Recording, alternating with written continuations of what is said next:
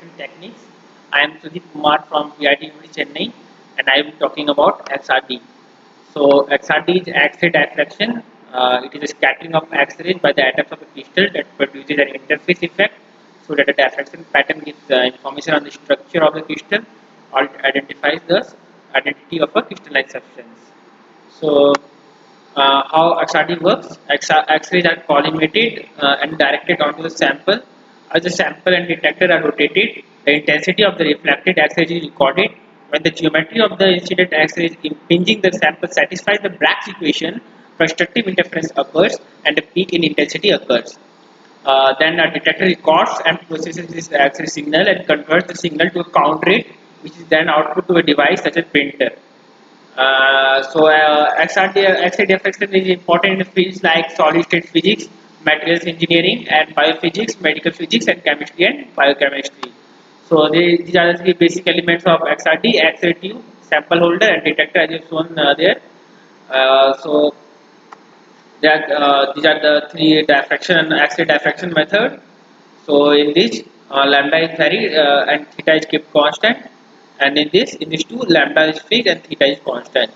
So what information we can get from SRD? We can identify the phase, we can know about the crystal structure, we can know about the radial distribution function, we can come to know about thin film quality, we can know about crystallographic texture, we can know about crystal grain size, we can study defect studies, we can do in situ analysis. So these are the plots between intensity versus 2 theta angle. As you can see here in crystalline, we are getting some sharp peaks. In amorphous, we are getting some smooth curve, and in monatomic, we are getting like this.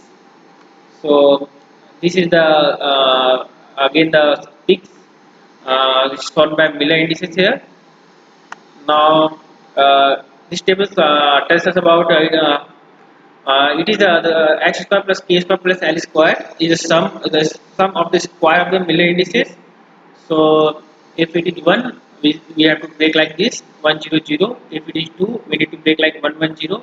And if it is 3, we should break like 1 1 1. And if it is 4, we'll go for 2 0 0 like this.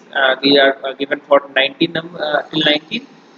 So here are some of the selection and extension rules. In simple cubic, there are all allowed reflections for BCC. H plus K plus L should be even. For FCC, H plus K plus L should be unmixed, and for DC should be like this.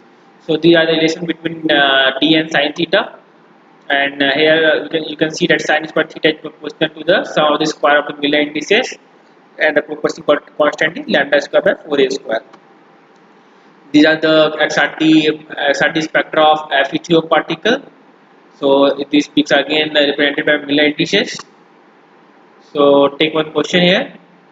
So we can get 2 theta value from the XRD curve, and from that we can know about theta.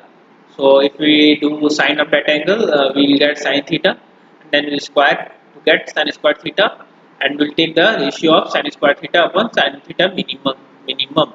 So we'll get the ratio like this. So if we'll get the ratio like this, we need to break this into like if we get 3, we need to break like 1 1 1, and if it is 4, we should break like 2 0 0, and if it is 8, we should break like 2 2 0, and if it is 11, we should break like 3 1 1, and for 12, it should be 2 2 2. So from this indices, we can calculate D. So D is given by this relation lambda equal to 2D sin theta. So lambda value we know 1.54 angstrom. So from this we can calculate A, which is the age length, and here we get what some value 4.404, which tells us about it is the age length of FCC. So here we identify this lattice region of FCC. Now I will tell you about the steps to follow. First, identify where the peak is, then determine sin square theta value, then take the ratio of sin square theta to the sin square theta minimum, and then multiply it by appropriate integers.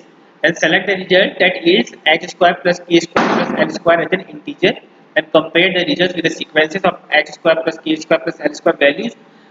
Then identify the Bevel lattices. Example, if it is BCC, the sum of the square of the Miller indices will be 2 4 6 8 like this. So then calculate lattice parameter. I will explain this step by taking one example.